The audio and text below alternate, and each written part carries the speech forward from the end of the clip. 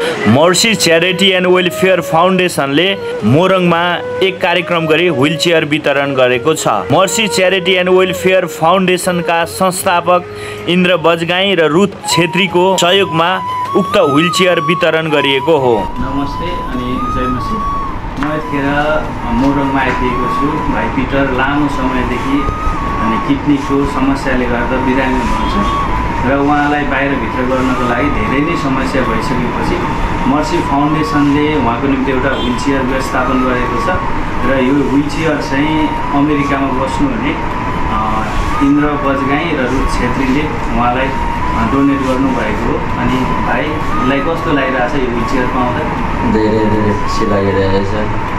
सबैलाई जय मसी। तपाईँहरूलाई धेरै धेरै धन्यवाद छ। मर्सी फाउन्डेसनद्वारा मलाई तपाईँहरूले दिनुभयो एड्रेस बुवालाई पनि धेरै धेरै धन्यवाद। तपाईँहरूले मलाई सहयोग गरिदिनु भयो। मलाई धेरै गाह्रो हुन्थ्यो उठ्न बस्न, तपाईँहरूले गर्दा अलिक धेरै सजिलो भएको छ। तपाईँलाई धेरै धेरै धन्यवाद।